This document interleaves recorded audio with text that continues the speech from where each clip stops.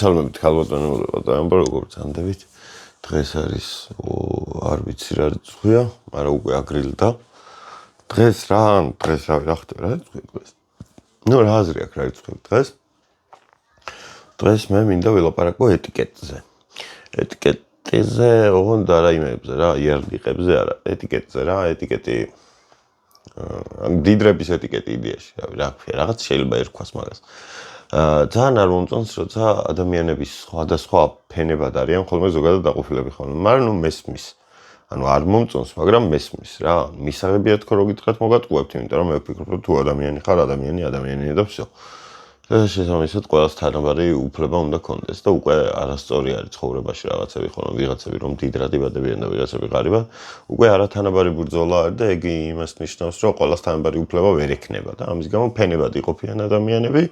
და რაღაც ფენაში ყველას თანაბარი უფლება აქვს რაღაც ფენაში ყველას თანაბარი და ასე შემდეგ და ასე შემდეგ ანუ თანაბარი უფლებები აქვს ყველას თავის შემოსავლის მიხედვით რა მარტივად რო ახსნათ თუ ადამიანს რა ვიცი 5000 ლარამდე ხელფასი აქვს ისინი ყველა თანაბარი უფლებებით სარგებლობენ მაგრამ თუ ვიღაცას 15 აქვს ხო იმას უფრო მეტი უფლება აქვს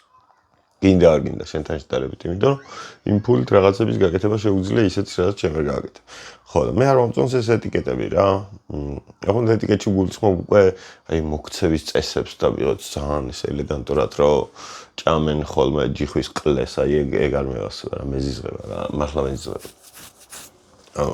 როცა თავს ვიღაცაზე მეტად თვლი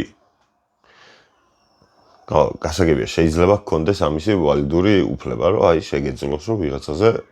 მეტად ჩათვალო თავი მაგრამ როცა თავს ვიღაცაზე ზედმეტად თვლის და თან ამას აფიშირებ უკვე ხლეხარ რა გასაგებია რა ანუ აი ანუ მაგის თქმა ანუ აი ზლატან იბრაჰიმოვიჩი როგორც იძახის რომ მე საუკეთესო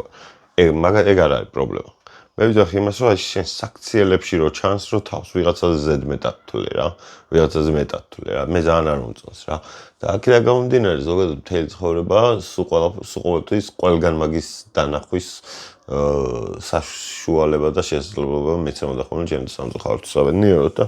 ბევრი გამხედავდი რომ ვიღაც ადამიანები ვიღაცებზე მეტად თვლიდნენ თავს მე ეს პატარა ვიღაცები ვისაც ზევიდან უყურებდნენ ისე ხდებოდა ხოლმე რომ ყოველთვის ესენი იყურებოდნენ მე ზევიდან ხოლმე და ეგ ხელს უშლის ყველაფერს ანუ თუ მე მაგალითად ვიღაც ზევიდან მიყურებს მე ცხოვრების მიზნად შეიძლება მეკცეს ის რომ მე გადავხედო მე ვიღაცის ზემოთ ხო და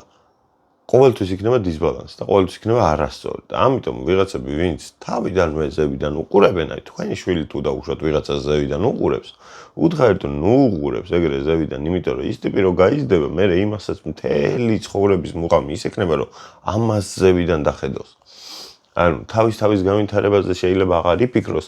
და ლიზბი ეს უკან დახიოს მაგაზე შეიძლება დაიწყოს ადამიანმა ფიქრი და აქედან გამომდინარე მთელი ეს ლეობები რაც მოიფიქრეთ რაღაცა 6 საუკუნის განმავლობაში ადამიანებმა რომ აი ვიღაცაზე ზედმეტია და ამიტომ ჩანგალი პროჩი უნდა გაიკეთოს და ისე უნდა გაჭრას ხინკალი და ისე ჭამოს ხო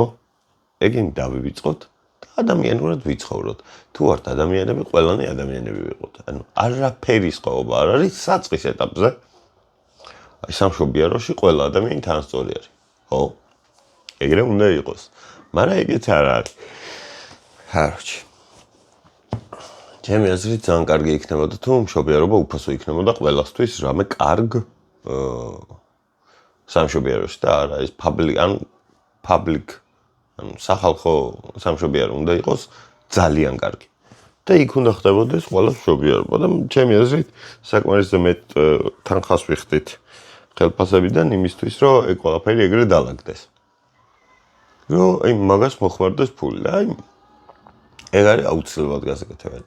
რომ ვიღაცას რაღაცა ზედმეტი თესალი არ ეგონოს თავი და ვიღაცა ნიკოლოზ ჯონჯოლაშვილის კლინიკაში არ გააგდებინოს ბავშვი თავის ცოლს იმიტომ რომ ის უფრო თესლობა ანუ უნდა გქონდეთ შეგრძნება იმათაც რომ გინდა გააკეთონ გინდი იქ აზრი არ აქვს მაგრამ ძირითადად ეგეთი რაღაცები ღარიბებს უფრო ახასიათებთ ხოლმე რა ანუ ღარიბებს რა შედარებით ნაკლებად შემოსავლიან ხალხს რა მაგათ უფრო უნდათ, რომ ეს კარგი მასში გაჩნდეს. იმათ იციან, ახლა მდიდრებმა იციან. მდიდრები თან ჟოშკები არიან ხოლმე ძირითადად და სულ ისეთ ადგილებში აჩვენე. კაროჩე, ხა მაგარ ჩემ თავთან შევედი წინააღმდეგობაში. სანამ ჩემ თავთან წინააღმდეგობაში შევალ, მოდი მე გავპასავ, კარგად ბრძანდებოდეთ, ვიდეო გამოიწერეთ, კი არა და what the fuck, ვიდეო გამოიწერეთ თუ გამოიწერა, კარგად იყავით. გაყვასეთ გენაცვლად გულში სულში.